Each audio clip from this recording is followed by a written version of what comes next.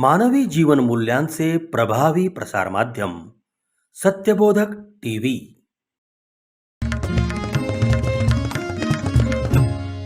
सत्यबोधक समाजाचे सृजनशील चित्रकार, अभिनव पत्रकार, सत्यबोधक समाचार. कला पूर्ण हो सारे जीवन, काळाचे हो अभिनव दर्शन, क्षणोक्षणी आनंद देतसे, दिनगुण दर्शन कला तिथे, दिनगुण वर्णन कला तिथे, दिनगुण दर्शन कला तिथे. अनेक दशकांची प्रदीर्घ परंपरा लाभलेली परिपूर्ण दिनदर्शिका कलातिथी. कलातिथी 2024 आता सर्वत्र उपलब्ध. दिनगुण दर्शन कला तिथे. नमस्कार. विशेष सत्यबोधक समाचारच्या या भागात आपले हार्दिक स्वागत. भारतीय समाजात आई या शब्दाला फार महत्त्व आहे. आई या संस्थेचा एक सुसंस्कृत समाज घडण्यामध्ये मोठा हात आहे. मुलांवर लहानपणापासून संस्कार करण्याची मोठी जबाबदारी आनंदात पार पाडत असलेल्या आई या संस्थेचा गौरव करण्यासाठी परमपूज्य विष्णू महाराज पारनेरकर यांनी आपल्या आईचे अर्थात सतीसो मनकर्णिका मातेचे मंदिर श्री क्षेत्र पारनेर तसेच लातूर व गंगापूर येथे बांधून समाजापुढे एक आदर्श निर्माण केला. आई म्हणजेच आपला ईश्वर असलेल्या या मातृत्वाचा गौरव करण्यासाठी परमपूज्य विष्णू महाराज पारनेरकर यांच्या प्रेरणेने लातूर येथे पूर्णाचार्य गुणेशदादा पारनेरकर यांच्या अध्यक्षतेखाली गौरव मातृत्वाचा या आगळ्या वेगळ्या कार्यक्रमाचे आयोजन करण्यात आले. जीवन कला मंडळ लातूर व पूर्णवादी नारी फोरम लातूरच्या संयुक्त विद्यमाने दिनांक 20 ऑगस्ट रोजी या कार्यक्रमाचे आयोजन करण्यात आले. पहिल्या महिला खासदार सौ रूपाताई निलंगेकर पाटील यांच्या प्रमुख उपस्थितीत संपन्न झालेल्या या कार्यक्रमात मातृत्वासोबतच आपले कर्तृत्व विविध क्षेत्रात सिद्ध करणाऱ्या पहिल्या महिलांचा सत्कार करण्यात आला. जीवन कला मंडळ लातूरचे अध्यक्ष श्री देवीकुमार पाठक व उपाध्यक्ष श्री अशोक गोविंदपूरकर यावेळी उपस्थित होते. कार्यक्रमाचे सूत्रसंचालन श्री अब्दुल गालिब शेख यांनी केले. ती सौभाग्यवती मनकर्णिका माता यांच्या मूर्ती प्राण प्रतिष्ठापना सोहळ्याच्या निमित्तानं लातूर शहरातील विविध क्षेत्रातील पहिल्या कर्तबगार यशस्वी महिलांचा गौरव अर्थात गौरव मातृत्वाचा हा समारंभ सुरू करत असताना आम्हाला मनस्वी आनंद होतोय. पूर्णवादी प्रथेप्रमाणे या कार्यक्रमाची सुरुवात वेदमंत्र पठणाने झाली. वेदमंत्र पठण वेदमूर्ती योगेश चांदोलेकर यांनी केले.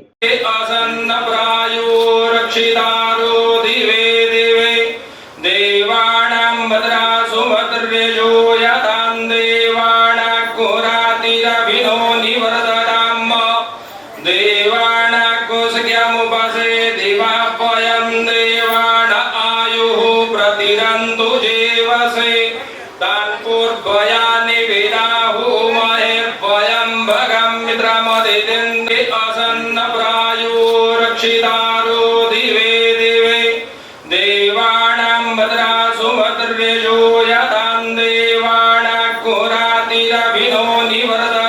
प्राध्यापक श्री शशिकांत देशमुख, सौ वैशाली देशमुख व संचाने गणेश स्तवन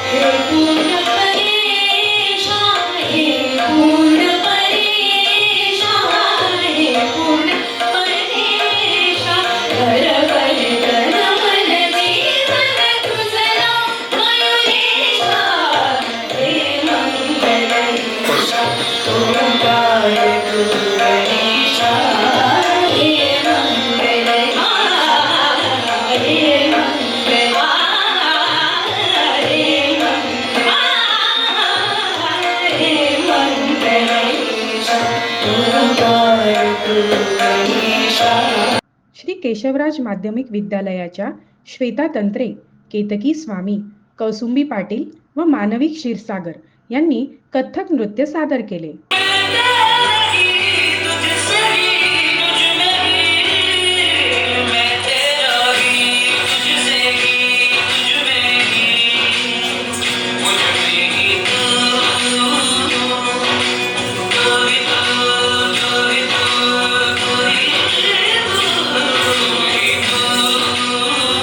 जीवन कला मंडळाचे उपाध्यक्ष श्री अशोक गोविंदपूरकर यांनी प्रास्ताविक केले. त्या काळात ह्या सगळ्या महिलांनी स्वतःचे कॅरेक्टर, करिअर हे दोन्ही करत कर्तृत्व आणि मातृत्व चारीही सिद्ध केलं. त्यावेळेस त्या एकट्या होत्या. या सगळ्या महिलांनी करिअर करताना पहिल्यांदा संस्कार सांभाळले. सगळ्यांनी संस्कार सांभाळले.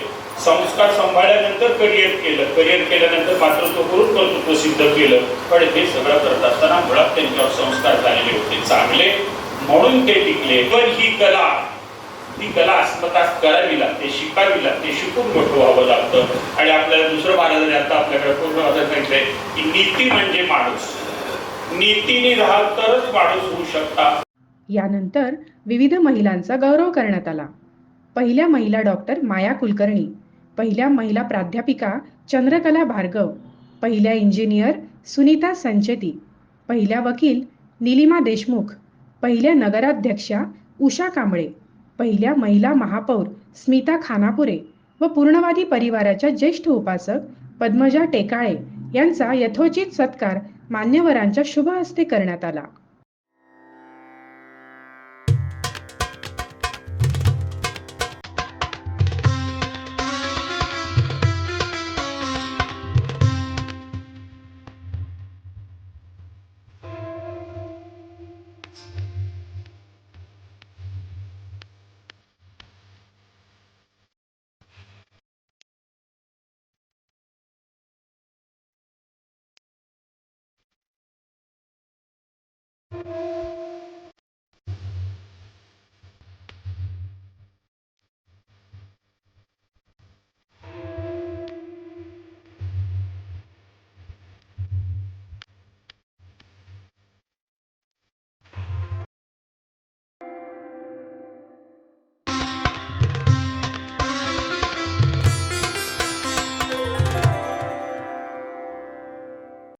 सर्व सत्कार मूर्तींनी आपला कृतज्ञता भाव व्यक्त केला. परंतु स्वतःला सिद्ध करत असताना पुरुषांच्या क्षेत्रामध्ये महिलांना थोडासा संघर्ष करावाच लागतो. आणि तेही पहिलं म्हटलं की आणखी जास्त संघर्ष येतो. आणि त्यातल्या त्यात राजकारणाचा अनुभव नाही म्हटल्यानंतर तरी यांना काय कळत असेल किंवा यांना काय माहिती असेल अशी परिस्थिती सुद्धा येऊ शकते. आणि त्यावेळी खरी कसोटी काम करताना त्या ठिकाणी निर्माण होते.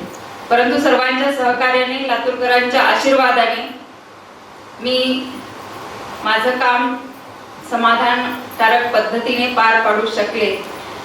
आणि आज खरं तर खूप अभिमान वाटतो मला की म्हणजे आपली एक ओळख आज समाजामध्ये आहे. काम असतील किंवा शहराला स्वच्छ आणि सुंदर बनवण्याचं काम असतील, महिलांचं सक्षमीकरण करण्याचं काम असेल, अनेक महिला बचत गट त्या ठिकाणी स्थापन करण्याचं कार्य आम्ही त्यावेळेस केलं. त्यावेळेस आता या ठिकाणी सरांनी सांगितलं की संस्कार ही खूप मोठी शिदोरी महिलांच्या पाठीमागे असली पाहिजे. आणि खरोखरच तुम्ही संस्काराचे वर्ग चालवणार आहात असं या ठिकाणी म्हणतात. ही काळाची मी 7 एप्रिल 1982 मध्ये ॲडमिटची परीक्षा मुंबई व गोवा या ठिकाणी माझं रजिस्ट्रेशन झालं. तेव्हापासून तर मी आजपर्यंत प्रॅक्टिस करीत आहे. माझं लग्न झालं तेव्हा मी फक्त FI BA झालेले होते. पुढील शिक्षणाची मला आवड होती, त्यामुळे मी आज आपल्यापुढे उभी राहू शकले. आज जो कार्यक्रम झालाय तो मातृत्व कर्तृत्वाचा, कर्तृत्व मातृत्वाचं का मातृत्व कर्तृत्वाचं एकमेकांना सामिप्य आहे. ज्या माऊलीच्या नावाने हा कार्यक्रम, हा पुरस्कार दिला जातो, त्या माऊली 19व्या शतकात म्हणजे भारत स्वतंत्र व्हायच्या आधी लहान वयात लग्न झाल्यानंतर आपले दीर, नणंद, लहान अपत्य यांना सांभाळून ममत्वाने सांभाळून त्यांना संस्काराची बरसात करत त्यांना लहानाचं मोठं केलं. आणि हा आदर्श त्यांनी समाजाला दाखवून दिला. आणि मला याचा आनंद होतोय की हाच वारसा ही पुढची पिढी. जगातली सगळ्यात मोठी शक्ती मातृत्व, जगातला सगळ्यात मोठा पराक्रम मातृत्व, जगातली सगळ्यात सर्वात उदात्त भावना मातृत्व, आणि जगातला सर्वात मोठा आनंद म्हणजे मातृत्व आहे. The supreme happiness in the world is motherhood.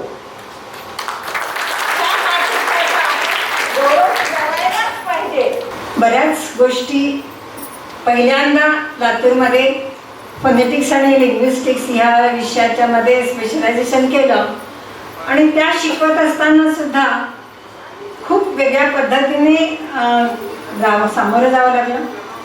पण त्यानंतर हा संपूर्ण म्हणजे क्षेत्रच सोडून मी सामाजिक क्षेत्रामध्ये उतरले. हा माझा एक स्वतंत्र सत्कार नसून माझ्या पूर्ण माता बहिणींचा गौरव, मातृत्वाचा गौरव आहे, माझ्या लातूर परिसराचा गौरव आहे, परिवाराचा गौरव.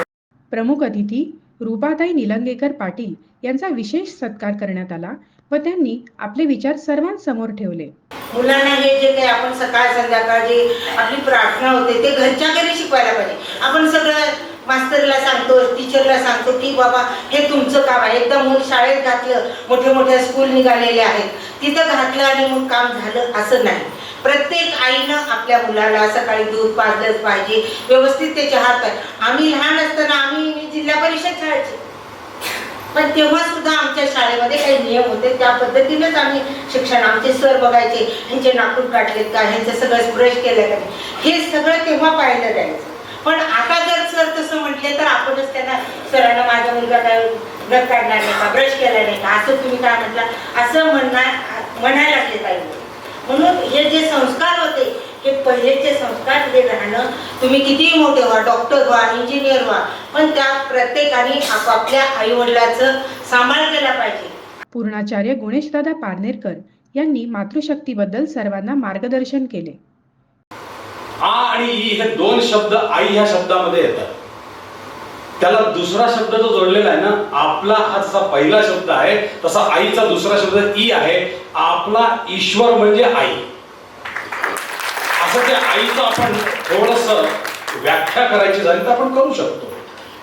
आमचे डॉक्टर पारनेरकर महाराज म्हणतात की अर्थशास्त्राची जनकजननी ही आई आहे. का तर तिने सर्वात पहिले आपल्याला आपलं म्हणलं. आपलं म्हणणं हा फार महत्वाचा भाग आहे. आपल्याला कोणाचीही ओळख न असता त्या आईच्या पोटी जन्माला आल्यानंतर त्या मुलाला एवढंच कळत असतं की हे कोणीतरी आपलं आहे.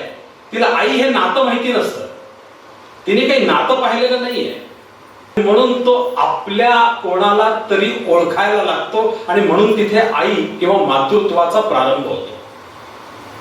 स्त्री या विषयाला एक अत्यंत महत्वाचा भाग जोडलेला आहे, जो आमच्या भारतीय परंपरेमध्ये अत्यंत महत्वाची भूमिका निभावतो आणि त्याला धर्म असं म्हणलेलं आहे. जीवन कला मंडळ लातूरचे अध्यक्ष श्री देवीकुमार पाठक यांनी आभार प्रदर्शन केले. या आमच्या तिन्ही परिवारातर्फे आभार मानतो. आजच्या भागात इथेच थांबूया. पुन्हा भेटूया पुढच्या भागात. नमस्कार.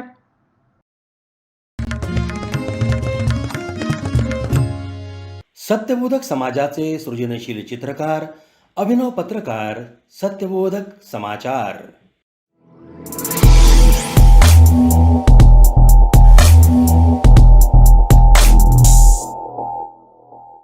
मानवी जीवन मूल्यांचे प्रभावी प्रसार माध्यम, सत्यबोधक टीव्ही.